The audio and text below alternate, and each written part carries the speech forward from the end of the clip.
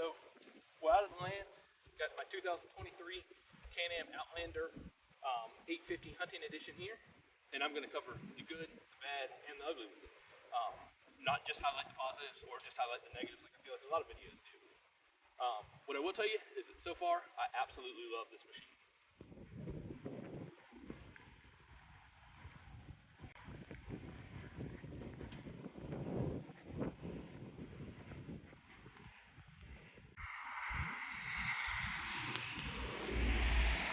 All right, so we'll start off. This thing's got, I believe it, let's see here, 21.2 miles on it. Picked it up back at the beginning of March and have spent one day riding it. So this is the second day out, getting ready to ride it again. So, where should we start here? All right, first we'll go over some of the things that I don't absolutely love about this machine. And primarily the fit and finish. One of the things I noticed when I was comparing this to the King Quad, which it came down to this and the King Quad 750 for me, and these were the two I was deciding about. But the fit and finish is just not that great on this. And in comparison to the King Quad, it's a little bit sad because I didn't see any of these problems on there. So here, you can see, actually came from the dealer that way. When I got it, the bumper was rubbing against the plastic and it cut into it. Before I took delivery of it, I did ask them to adjust it, and they did adjust the bumper and get it off of it before I picked it up, or before I took delivery of it, but it did scratch the plastic. Now this is the second one I've seen this way. The first one that I went to look at also had the same problem, had scratched the plastic in the exact same spot. So it leads me to believe this is a pretty common thing. As you can see here on this bumper, there are a lot of grind marks in there. Looks like somebody hit it with a grinder. Same thing over here. Just grind marks in it. They just painted over it. We move on down here. I don't know if you can see this in the video.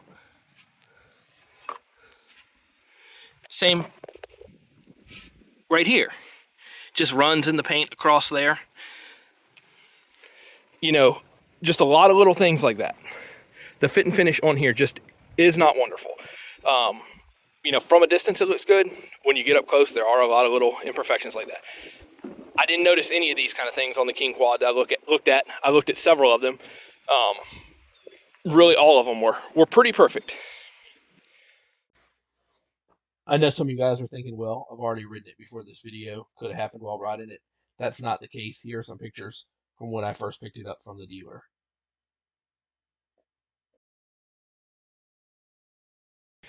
Another thing I don't like, for 2023, I believe it's since 2021, it comes with one key. The problem for me is that this key is plastic. As you can see, it really just, it doesn't have a magnet that holds it on. It just clips on with hard plastic.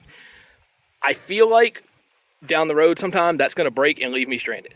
I did buy an extra key at the dealer. Somebody else was picking one up at the same time I was there who also bought an extra key. It just seems like something they should include on here. The other thing I noticed, which is not a huge downside, but you will see mentioned a lot online, is that it does get very hot on the side.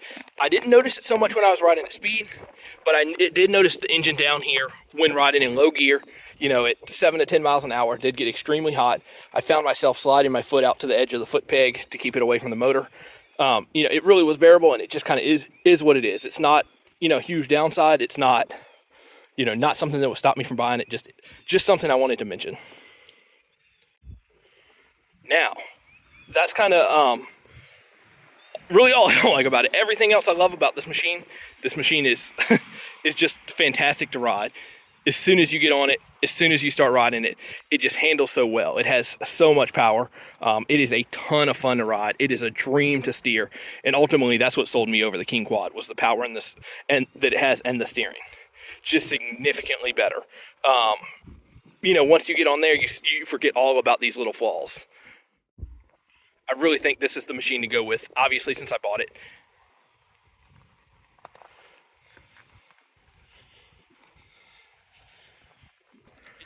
All right, now we'll talk about the storage. It doesn't have a ton of storage, but it does have a pretty decent sized box there.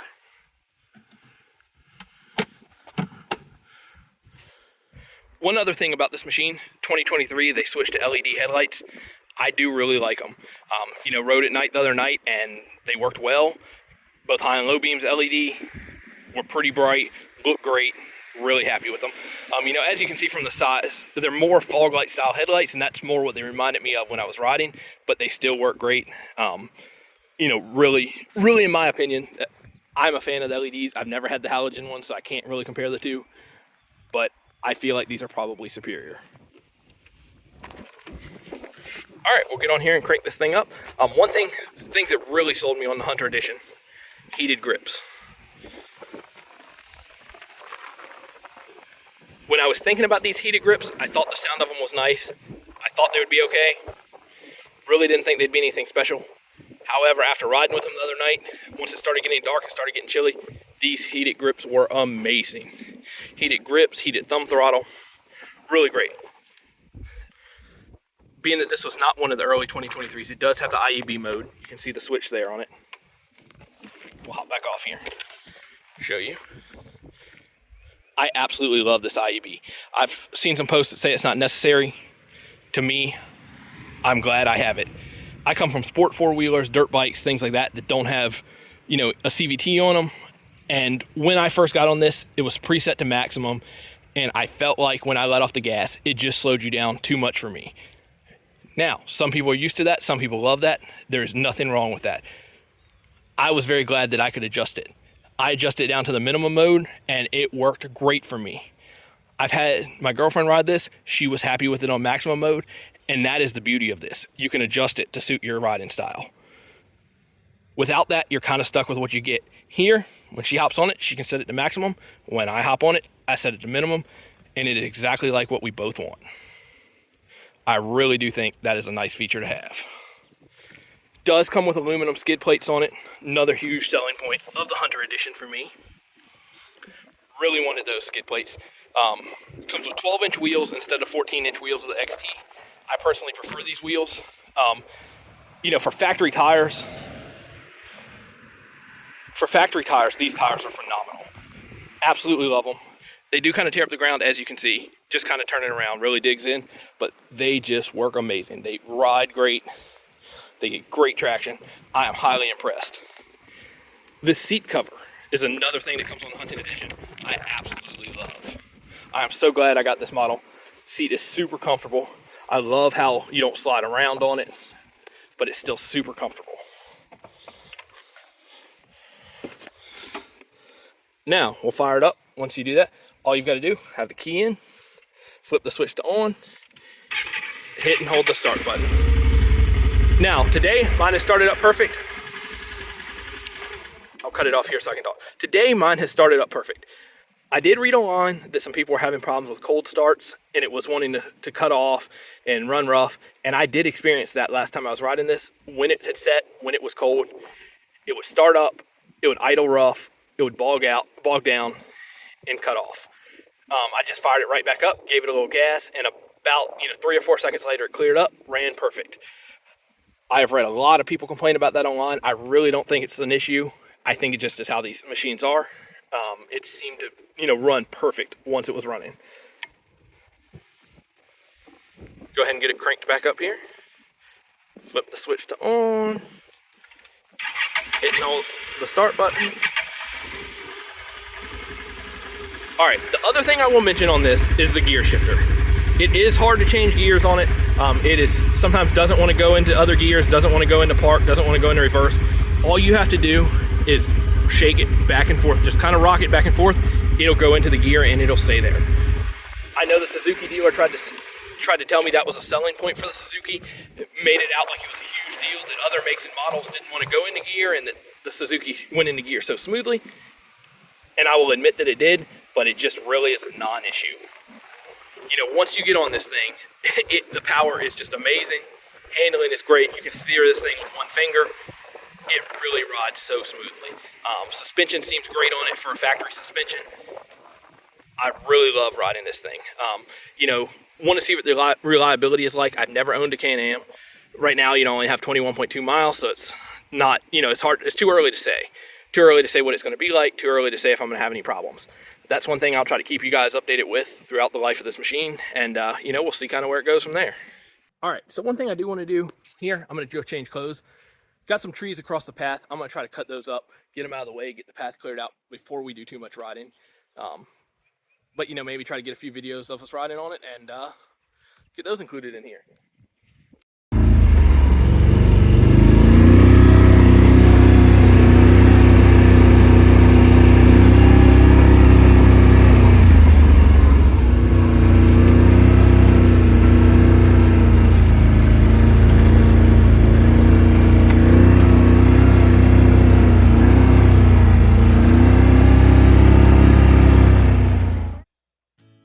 I got the drone out, decided to film a little footage here of my girlfriend taking it for a ride. As you can see, she's having a ton of fun on it. She loves this thing just as much as I do.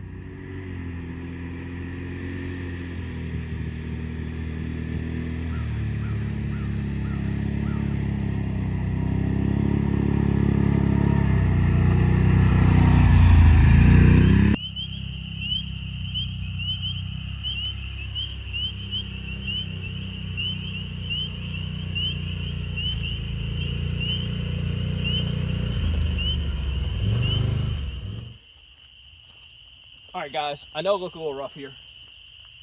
Shot the video earlier, changed clothes, went and cut several trees out of the path so we could get through, and been riding this thing. Got helmet hair, sawdust all over me, but that's what we're using this machine for, and I am absolutely loving it.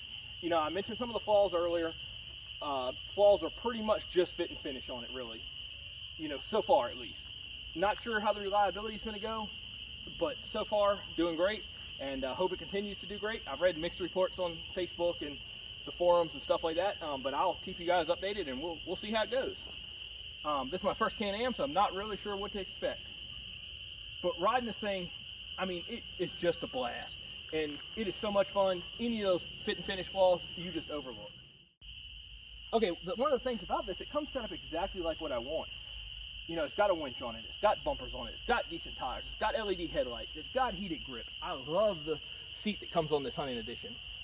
It is just set up exactly like what I want. Now, I know I can add this on to a lot of the other four-wheelers I was looking at, and that was what my plan was, but you put a few $1,000s into it, and pretty soon you're getting pretty close in price to the price of this Can-Am.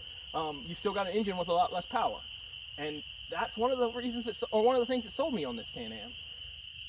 That's not even including the time and labor it's going to take to put all this stuff on. I picked this thing up from the dealer, and it was ready to go just like I wanted. Now, riding it is just exceptional. Steers so well, handles so well, so much power.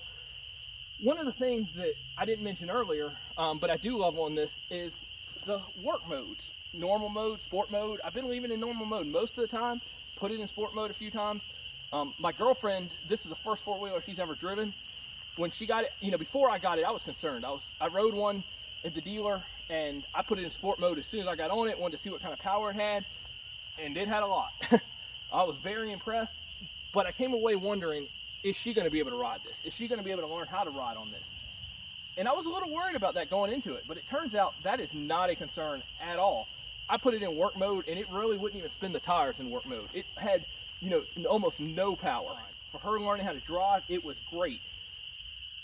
Very manageable, not a lot of power.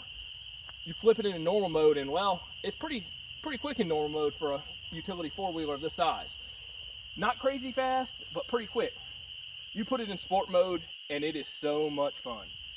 But it just blows my mind how much you can adjust the tuning of it, going from the flip of the switch from work mode to sport mode. It goes from barely spinning the tires to lifting the front end off the ground with ease.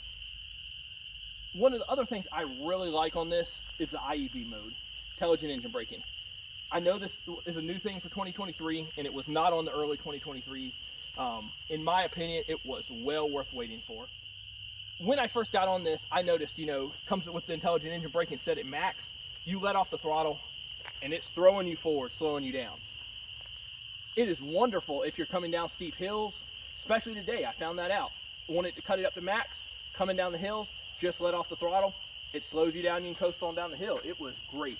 But for my everyday riding, I'm not a huge fan of that. So I hit the switch a few times, cut it into the minimum mode for it, and it is perfect. I mean, it still slows you down a little bit, but not a lot. It is great. It's just amazing to me what you can do with this thing just with the flip of a switch. So I ride around in minimum mode. I get on the hills. I get on some trails that are rough and rocky. I flip that thing into max mode, coast on down the hills. Same thing. Other people have gotten on it and they prefer the maximum mode. And that's one of the beautiful things about this. Whatever you prefer, you can do with it. It really just is a blast to ride. Have really enjoyed it. So far, I am absolutely loving this thing.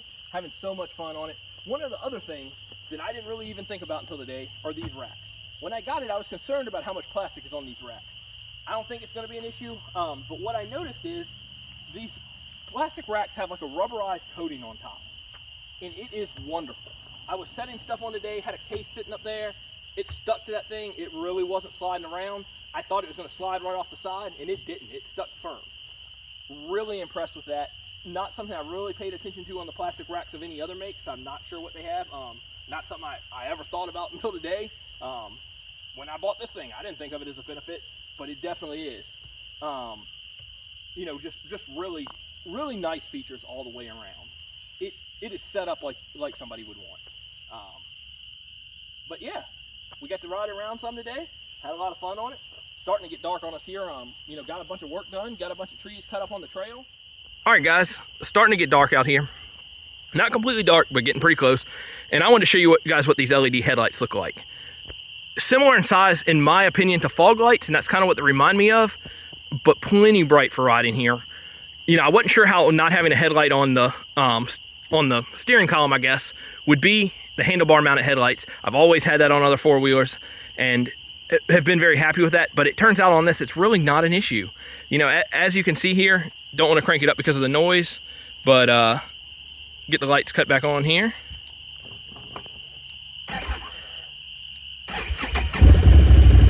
All right, looks like I may have to crank it up. Here are the LED lights. This is on low beam. You can see, reaches plenty far, plenty wide of a distance. Cut it on a high beam, they're focused right out there, front and center, shine a little further. And really, I've ridden this thing around a little bit at night, and I find it to be plenty. One thing that has caught me off guard a little bit, not complaining at all, I think it's just how it is, I guess, but it's the noise of this fan back here. It makes a kind of wild humming noise. Just don't be alarmed if you hear that on your machine. I hope you all enjoyed this video. If you did, please like and subscribe. We'll have more content coming soon, not only with this Can-Am, but with other bikes as well. If you have any questions, leave them in the comments. We'll try to answer them there or address them in future videos.